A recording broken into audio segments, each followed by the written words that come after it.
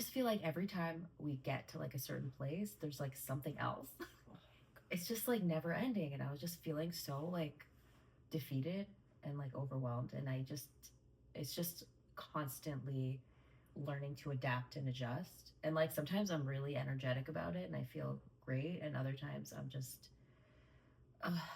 and so, and I just didn't realize how much like I have to keep fighting all the time and just being an advocate, whether it's out in the world or even in my own house. Even making these adjustments is like, it's advocacy, it's fighting. And I'm like, just, I'm feeling the heaviness of it for sure. Like, was there a moment for you that you felt like you realized that I have to become an advocate? I think for me, it was really when it came to having to go out and get services and therapies and things like that. That's when it hit me. Like, this isn't just going to be just like regular parenting. Like, I'm going to have to step out and find resources to help me. Like, I can't do this by myself. That's where the journey started. I mean, once you start there, it's just. So your initial journey was more like you recognized there was something different and you went right out in the world right away. That was because my experience is totally different. Yeah, I did this from like 16 months into parenting. But even when I discovered that like my child's different, it was such a process because of my severe case of denial. Okay. Meaning I was not the first one to advocate for him. I feel like I knew something was different, but I was like fighting inside myself. So I feel like I had to advocate like against myself in a way. Like I was like, I knew that I had to do something, but I didn't want to like dive all the way in. I feel like maybe you were even one of the first advocates because I would like tell you stuff and you're like, well, maybe you want to get an evaluation. I think you're finally on the same page as me where I think I kept saying to you, just do it just in case because it's not going to hurt. Right. That's what I kept saying. I remember saying that to you. In your defense, like I was such a raw nerve, like meaning like I wasn't really. She was my hardest client. I was just so like anytime you said anything, I was just so defensive. I remember you once said, I think maybe he could benefit from like occupational therapy. I was like, no, he has a great pincer grasp. What are you talking about? I know, I'm like, that's one thing. Yeah. I'm like, well, what else do they do? You're like, they do a lot of different things. So many things. And but so I feel like my first diving into the advocacy, I wasn't the first advocate. I feel like I didn't even understand what that meant. I can relate to that. When I realized that my son was like speech delayed and emotionally delayed and socially, I did reach out to somebody close to me that went through this also. So I actually think, I mean, it's really important to have people to lean on, and that helped me. That helped me. What do you think somebody told you in the beginning of your journey? About what? About being an advocate, about just entering into this universe of getting services for your child, supporting your child.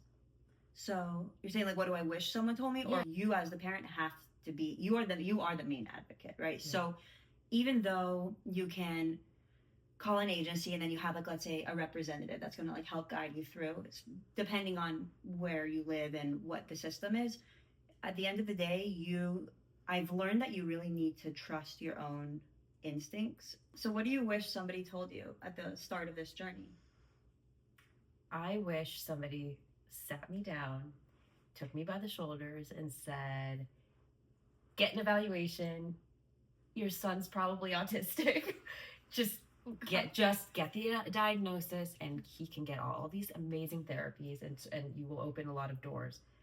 There were people that hinted and danced around it because I was not a vessel for this information. But I wish, the truth is like, nobody could have done that. Like I was not willing to hear it. You needed to do that to yourself. I needed to learn on my own. There was one doctor when I went to the ENT to get hearing tested and we saw that the hearing is perfect. She sat me down and she's like, listen, I think you need to get on a waiting list for a diagnosis with like a pediatric neurologist. It was very jarring to hear that, but I was like, fine, okay, let's go, let's do this. But it was really difficult. I mean, I realize now, listen, I'm lucky. We did get a diagnosis relatively early. It was still 2, but the earlier you start, the better. And it's just very difficult because you're not just dealing with the you're not just diving in and like, you know what to do. You have to learn so much. And not only that, as a parent, you're also grieving. Some people are grieving because it's really hard for them, and you're processing. And so you're doing all of that and trying to like deal with your own emotions while being there for your child. And really, you have to put the child first, but it's also really difficult to do that when there's so much going on for you on the inside.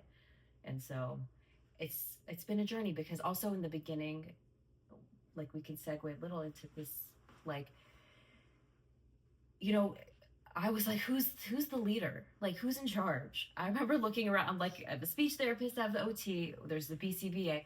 I'm like, who's in charge? Like, who's the team leader? Like you. And then and I'm like, why me? What? Like, I realized that it's a very sobering thought when you finally realize, oh, I'm in charge. I'm leading this ship, and I have to make adjustments all the time. And I wish I realized that sooner, actually. I gave so much, I don't want to say power, but I did. I gave power to the agencies and the therapist they sent me. And I, not like in the beginning years, the first couple years, I didn't, if something was bothering me, I didn't always speak up right away. I feel like I gave too long. Like, I gave too many chances. I just thought they're the expert. And they are in many ways. I love trusting experts. I really do. We were raised that way. We were totally raised that way. I kept thinking, I'm like, oh, I don't want to do this. I want mom to do it. All the time. I wanted to be like, Mom, can you just make all the appointments? I want her to be my advocate. I know. She's a great advocate. It's too hard. She is. She would be so good at, I told her when I was talking, like complaining, I was like, you would be so good at this. Coordinating, calling, fighting for more coverage. 100%. Like, you would be on the phone. Like, so I guess that's our example. Like, we did really both step up and learn how to kind of navigate that. But it's really, really hard to realize that you are in charge, and you have to constantly be evaluating and making sure that your child is getting what they need. And I guess, like, was there any like red flags that you noticed just with navigating the system, and like with therapists, like anything that you learned just from dealing with so many experts? We've both talked about how to choose the right therapist. So for me, when I worked with an agency, I never got to choose the therapist. So if you try a therapist and it doesn't, and they don't align, like, I think aligning your values need to align, and your approach needs to align. Some people are a little bit more intense. Some people are a little bit more holistic. You just have to, and the energy, the vibe of the personalities, they have to work well together. So, well, do you feel like you as the parent need to vibe with the therapist, or is it mostly about the chemistry with your child? I guess a mixture. Right. If I don't like the way they speak to my child, or I don't feel like it's flowing well, and not in the way where they're challenging them. I'm saying it's just they're not feeling each other. I would say that is a good time to talk to the person at the agency, or have that hard conversation with the therapist. I think that's something we differed in. I never had to really speak directly to the therapist. If I had an issue, obviously little things I would, but I'm saying if there was something bigger and I was ready to move on, I was able to speak to, I had an advocate in the agency that would help me navigate those conversations. Of course, I would say, thank you so much, but we're going in another direction, but I wouldn't really have to break up. And you have had to do that. I have had to do that. Yeah. And it's not necessarily because there's something wrong with the therapist or their methods. Sometimes you have a therapist that's great for a while, and they're really good at certain things, and then you realize your child needs somebody that's really, that their strength is something else. Like, let's say, for example, within occupational therapy, there's so many components to it.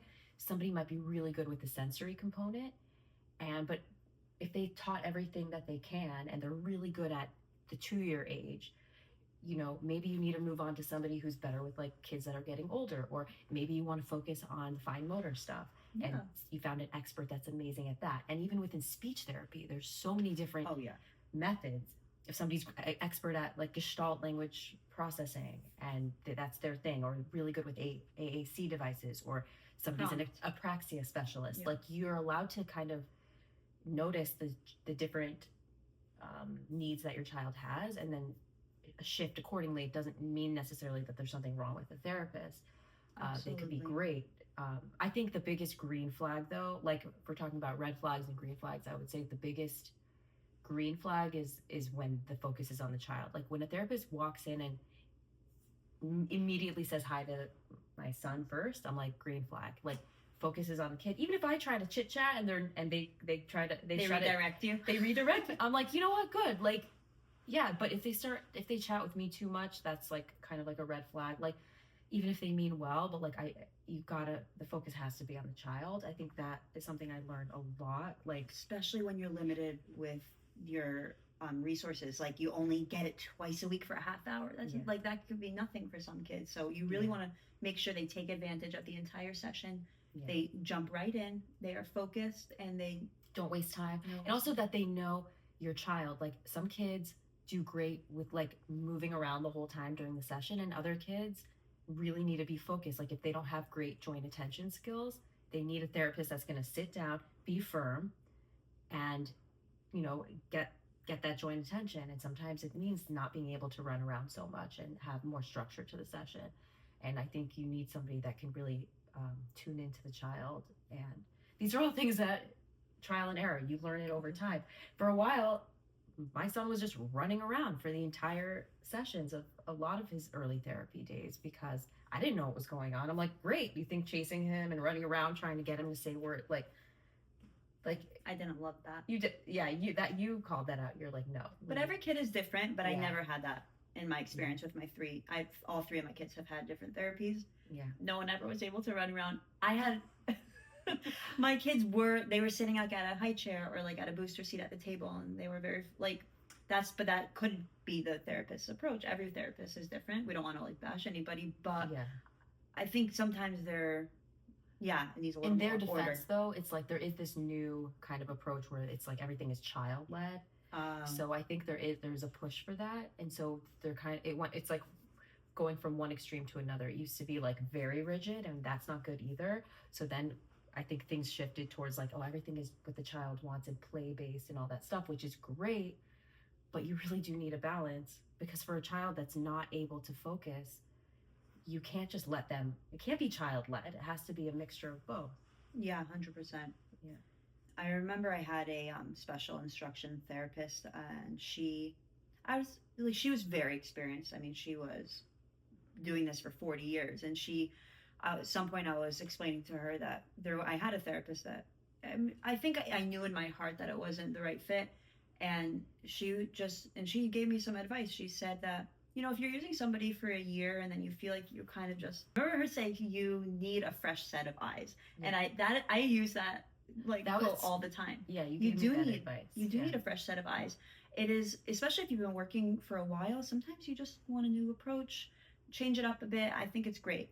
It's great for the kids. So advocating for when you think that time is up, like that's something you need to trust your gut. If you think that there's something a little bit off, there probably is something a little off. Or if you think we're kind of like, we learned everything from you at this time, then that's the truth. Like we have to trust ourselves. How has your identity as a parent changed since like stepping into this advocacy role? I think we've already are kind of touching on that. Like I feel like you probably would speak better on that, because I feel like from right away. Right. I didn't realize, that like my day-to-day would be constantly having to make phone calls. Like I felt like it was a full-time job, because from right when I decided I would get an evaluation, that's it. You are on the phone with the different agencies, choosing which one, doing your research, asking friends, people that that have been through this. There's so many different ways to do it, and you have to find what aligns with you. So I didn't realize that the day in, day out would be so involved. I kind of thought, okay, we just set it up and then we'd fix it. And then I was like, this isn't about fixing it. Nothing's getting fixed. You don't need to fix your child. You need to teach them tools. You need to give them tools and give yourself tools. And yeah, it is. I just didn't realize it would be every day. Every day there's like this group chat with these therapists and for one kid, and then another group chat for the other kid, and I did feel very overwhelmed. Yeah, definitely. Yeah. But yeah, what about you? I mean, everything changed. Like I never had to pay attention to so many little details as a parent, and you know what? Maybe I should have. I think my whole approach as a parent, even with my other kids, has changed. Like, I realize how much I have to pay attention to everything and be so tuned in emotionally. And my other kids deserve that too. But because they're neurotypical, it's like they have that a little bit more resilience, just by nature. And you could get away with not focusing as much, but that doesn't mean that's the right approach. And I realized, wow, like all kids really need this. Doesn't mean I'm perfect with providing that for all kids, but realizing how much my son needs it and how much he benefits from me being present and tuned in, it just was like, it opened up this whole new world. So that's a way of like. Well, I think also because there's a lot of things come naturally with neurotypical children over just regular, just growing up, you know. So there's a lot that we need to teach our kids, and a lot of skills that come just with being in school, that, you know, your older kids, they go to school and they learn and they make friends and they socialize. It just happens naturally. Yeah. So that's what I'm saying. And when you have neurodivergent children, it's not, you don't just go to school and you make a friend. Like, I mean, you can, but you don't always just make friends, or the school days just flow. I mean, there's so many different things that kind of break up the day. What does advocacy look like in your day-to-day life? It's a good question. So many different things. A good example is yesterday, my son wanted to have a play date. So I texted his friend's mom and I said, hey, you know, so available for a play date. And she said, oh, we might have plans. Let me know in a few hours. And so my son was like, what's a few hours? And I'm like, let's just check in 3 hours. Like, he needs yes and no. He needs black and white. Clear parameters. Yes. So 3 hours later, we checked it again and he reminded me. And she said, no, like, he's not available today. So, which, totally fine. But basically, like, expectations and like time frames, like everything needs to be very clear, very thought out, very planned. We don't do well with like abstract, which I try to teach him what abstract means. Me neither. But when I teach my kids, when somebody says a few, it means between 3 and 10. They want to know exactly which number. We have to be flexible. So yeah, it's like teaching flexibility, having realistic expectations, and what else? Right. Day to You're day. honoring their differences. That is also, people don't realize that's also advocacy. When you are tuned into their differences, honor them, but also kind of teaching the way the world works. And so that's just constant every day. The different needs that they have, the different rigidity that a child may have, and you're just dealing with that. And I feel like I have to be their voice a lot. Like, my kids are verbal, but I'm saying that I need to speak up for them. I need to. Sometimes people might say something that they don't, that, you know, is too abstract, and I have to explain it to them. I have to break it down. We're interpreting, we're breaking it down. But yeah, I feel like that's a very common theme for my kids. What about you? What about your day to day? What do you feel like sticks out to you? The biggest thing that's just constant is like making sure that we're all on board, like in supporting my son. And it's like it's a family thing. It's a family journey. I always want to make sure that everybody's paying attention and engaging with him, because he has a tendency to kind of space out.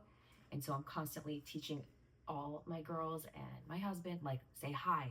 Even if he doesn't look at you, say hi, because he needs to constantly be engaged, like pay attention to him. And he does notice. Just because he doesn't respond the way a neurotypical child responds, it doesn't mean that he's not there and that he deserves to be ignored. And so, and a lot of times when you do pull him out, he is really happy and he engages eventually, but you have to be willing to be a little awkward. You have to be first. Yeah, you have to be first. And I even tell other people, cousins, in-law, like people that come by, I'm like, just say hi. It's awkward, but it's going to be okay. And it's really touches my heart when I see people actually trying to do that. Like when you say hi to him as if it's like any regular kid, I'm like, that's amazing. And like, but I do have to remind people and I used to be shy and timid, like, oh, whatever, like I'm not going to be the one that says anything. And now I'm like, no, say hi. He's standing, or he goes up to my husband, stands next to him. I'm like, say hi. And he's like, what do you mean? Like, he didn't say, I'm like, he's not going to say hi. You have to pick him up, engage. His way of engaging is just walking near you and bringing you a shirt. Also, it's so cute. When you get to know him, you actually can really read in his facial expressions. I really see that now. Like when my husband comes in and he sees him, he gets like his eyes turn glittery. Yeah. Like he's so excited. Like he knows he's gonna get thrown up in the air and get like that sensory input probably. Yeah, but when people get to know him, you'll see that he has a twinkle in his eye when he's excited to see you. Yeah. And if you don't get the twinkle, that means no, this kid. Yeah. But he's expressive. Like he is in his own way, but he's also very tuned in. Like he just, you can tell if he likes you or not. But he's really sweet and charming, and you want to like please him, like because he's so cute. Like you just want to, you want to like get his approval. Yeah. And it's a lot of work on your end to it is. It's really tiring to get to explain to people, to get people to understand. And I'm also, not only that, another thing that's in the day-to-day is like getting everybody to tune into his sensory needs, which is not to scream too loud, not to like make too many echoes in the house, or like or just when there's too much going on, being like, okay, can we take this to the other room so that this room is calm, like kind of keeping the house not too crazy, and like just, and also he likes to run, and so it's like we have to keep the doors locked and safe. We have to keep the safety, and so that it's constant, like getting everybody on board, kind of training everybody to be like, okay, we have to keep the sliding doors closed, and we have to make sure that the front door leave your cup of seltzer at the edge of the counter because he loves spilling it. Yeah, that's like a sensory input thing. I don't understand it. I don't either, but it's just really hard. Like and also just fighting for everyone else's safety. Like when you're in my house, you have to like make sure that you're not going to be slipping on a puddle. Right. There could just be puddles of water in random spots. It's really funny. You were saying about like the noise, being sensitive to the noise and stuff. So that makes me think, like, are you sensitive to the noise? Like your own neurodivergence? Yeah. Also? Yeah. So that's a whole nother like. So I'm like, that affects, it's like he has that sensitivity. I know that you have that sensitivity. I sure do. I have that sensitivity. Yeah. Well, listen, like we talked about last week, if you're not regulated, it's very hard to take care of your child that has a lot of intense needs. So yeah, I don't like a lot of noise. Like, how am I going to help him if I'm completely overstimulated? I know. That's hard. Yeah, it's both. How has your own neurodivergence affect your parenting? I mean, I think it affected my parenting before I even had a child that was neurodivergent, for sure. Like you I think loud noise is a common theme for some of us. Yeah, definitely. And I realized that, like, yes, I'm allowed to like acknowledge that I don't like crowds or loud noises, but also realize I have kids and kids make noise, and that's okay. And just because I don't like it, it doesn't mean they have to be quiet. I could choose to remove myself from the situation and go to my room, which I do. I learned my room is like my very calm space, and I take my alone time. I need a lot of alone time. Yeah. And that's okay. And I feel like it helps me relate to my children. I can even it can trigger me. Right. Because we're so similar, but it also helps me relate to them. Like, I understand if there's a lot of banging somewhere that you want to cover your ears. Like, I get that. Like, I have learned to just tune it out and deal with it and maybe dissociate. But I'm like, you can cover your ears. That's fine. It might look silly to other people, but okay. Like, you look like you're sensitive because you're covering your ears. Okay, but you're protecting yourself. And I understand when they're very upset when there's a sudden change of plans. I get very upset when there's a sudden change of plans. I really don't like that at all. I need a heads up. I need a 5-minute warning. I do. So, Yeah, it totally just jolts me and knocks me off my socks when there's a change of plans. Yeah. It's like, it's very unsettling. It's really rough. Like flight delays, like traveling. Remember what happened a few weeks ago to me and you? Oh my God, it's been so bad lately. Yeah. It's so much. It's so intense. I know nobody likes an airplane delay, a flight so delay. Inconvenient. It's really, but like when you're like very rigid when it comes to plans and timing, it really can totally like upend your world. It's very hard to be like, oh, cool, I'm just gonna go back to my sister's house, or I'll go back to a hotel. Like, it's not chill. It's like, what's happening? When are we so gonna get not home? chill. Yeah, it's really, really stressful. That's for sure. How do you handle when people say, oh, your child doesn't look neurodivergent, or they don't look like they have ADHD, or all kids have ADHD, or like, how do you deal with that? It's like two things. When they say that your kid doesn't look like they have ADHD or they don't look like they have autism, like, are you trying to like make me feel better that it would be really bad? It sounds like you're uncomfortable with it. Like, you sound like, it doesn't make me feel better. It's very invalidating to my child and very invalidating to like our experience, and it just shows how ignorant they are, and they don't really know what ADHD is. ADHD is not just being wild. ADHD is, you have executive functioning challenges, and if you have ADHD, if you have autism and ADHD, you have executive challenges and like social challenges. Like, having those two things creates so much burnout, and people don't realize the challenges it brings on the day-to-day. Always having to advocate for your child, whether it's at camp, whether it's at school, whether it's at a play date. You are trying to help people be aware of your child's sensitivities constantly, and it would be nice if people would actually learn about it a little bit more, and not just think like, oh yeah, every 5-year-old that's jumping off the wall, he has ADHD. Or like, everybody just medicates these days. They're lazy. They don't know how to parent. Right. They don't want to parent. Or the schools don't accept wild kids. They want everybody on Ritalin.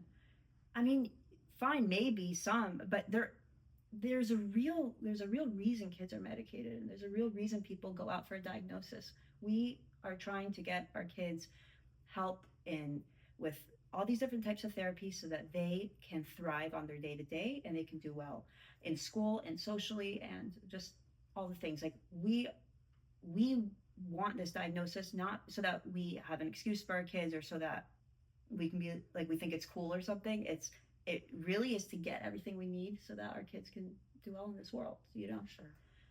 But it must be challenging when your kids really appear neurotypical. Like, I'm sure you have people that make comparisons. Yeah. Like, oh, my kid does this, but they're not understanding like the subtle. I'm like, yeah, because my kid's a human. So our kids do the same thing. Yeah, we're all people here. They're the same age. Yeah. They both like to play soccer. Yeah. I mean, it's just the processing differences and the subtleties that really can create these big challenges, but it's very common. Yeah, it could be so. Right. It's like, your kid likes cars, my kid likes cars. Can your kid name every model logo from like a mile away? If the logo was off of the car, like, would your kids still know what brand it was? Like, right. I'm just saying, like, there's these differences. Yeah. But yeah, we're Jewish, so how does religion intersect with neurodivergence? For example, schools or just religious events, like that type of stuff. Oh, that's interesting. Like going to shul, maybe. Like, that's really hard if your kid doesn't last very long, like going to places, or can't stay quiet, or the crowds are too much. Yeah, I mean, what about that? I thought like maybe for like last year you sent your kids to public school in part for services. Right? Yes. Yeah. So. Yeah, like, we moved from a place that had like it was very, very easy to get therapy, and then we moved to a place where it was much more challenging. And it really, if you want your kids to get therapy through the system, you don't want to pay private. Yeah. So I sent my kids to public school this past year. They did very well. I really missed Jewish day school though. Like, this year I'm figuring out a way to do it privately, get what I need privately, and take advantage of any grants that I have. But I didn't love sending my kids to public school. I think in part because they already had experience in Jewish day school.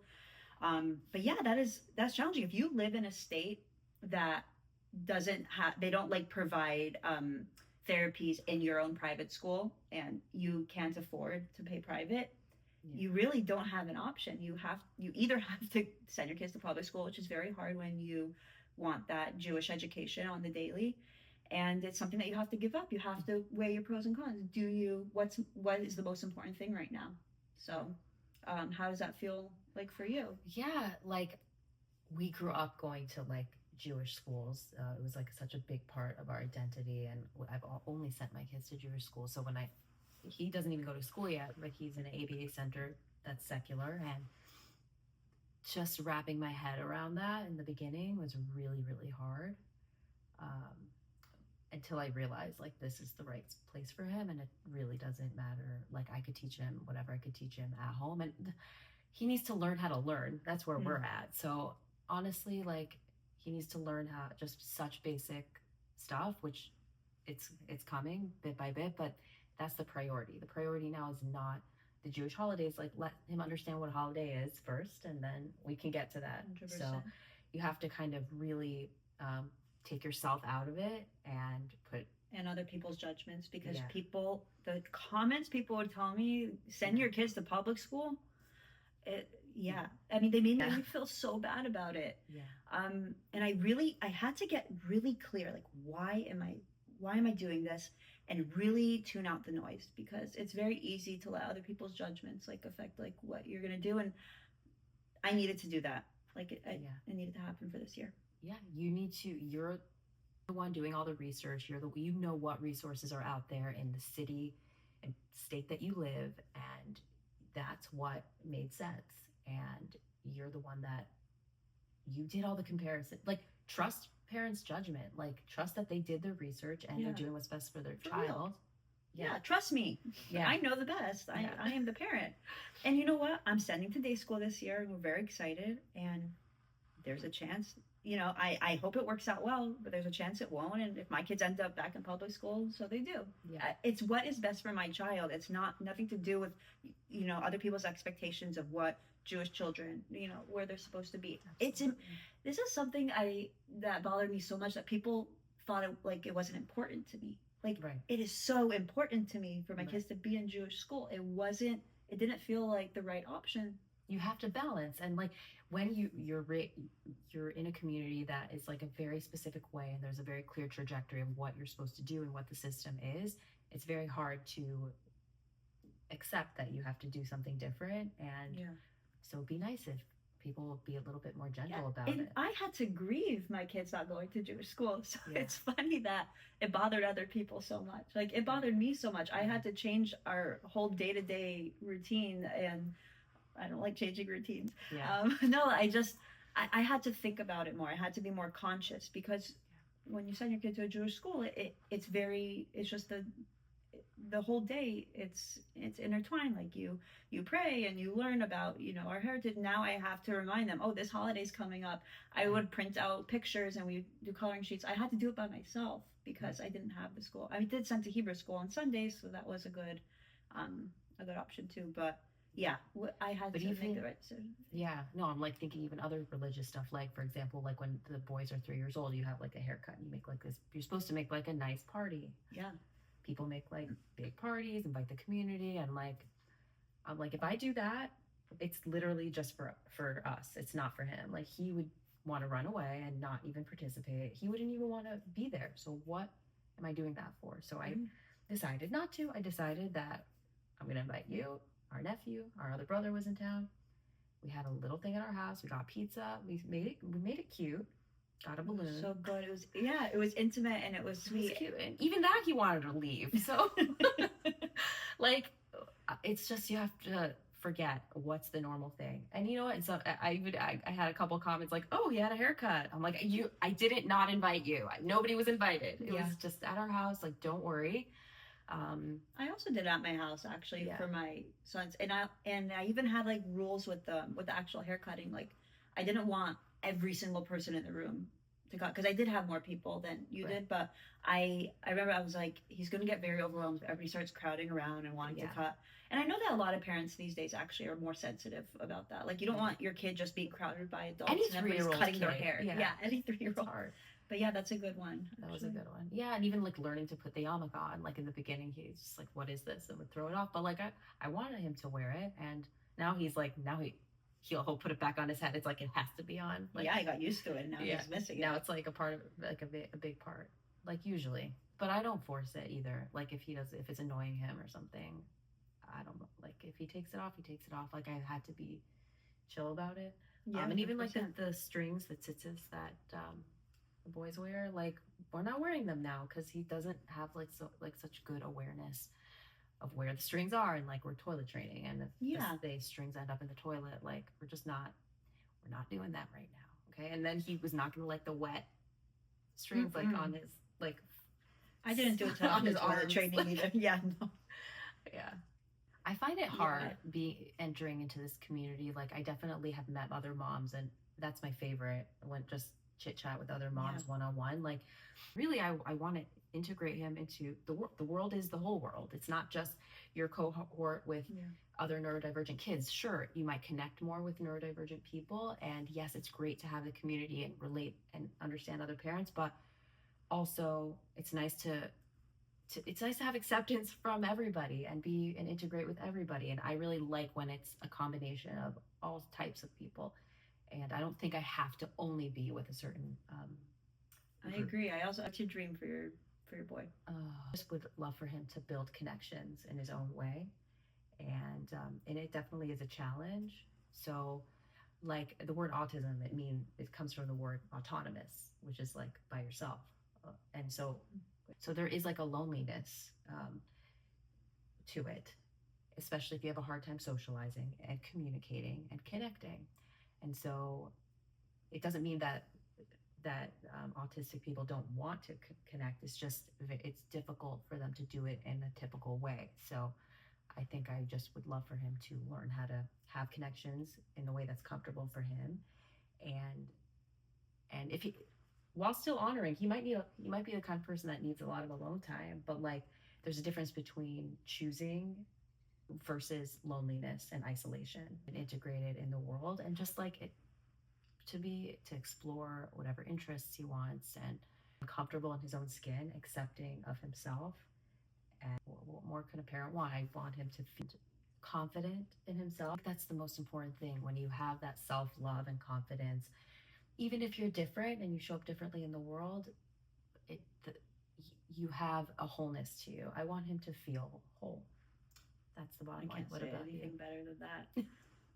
I hope that my kids find their people. Like I think everybody wants that for their kids, but I think finding their people, just feeling just loved, and you said the word this week, cherished. I keep thinking about it. Yeah. I love that word. It's so beautiful. It's so like warm. I want them to feel cherished by the people that know them, and appreciated for just like every single their whole wonderful self, right? Everything, all the parts of them, and find friends that just like get them, and they get each other. I think it's just like the best feeling in the world, and you don't need so many of them. You just need a few people that just like get you and love you for you, and them to do anything they want to do. And I know I have a feeling it's not going to be something that's just like from a book. Like, it's not going to be like just a doctor or a lawyer. Like, what if I asked them what they want to do? It's always something like, I want to invent toys. Like, I want to, or no, my other son wants to be a UPS driver.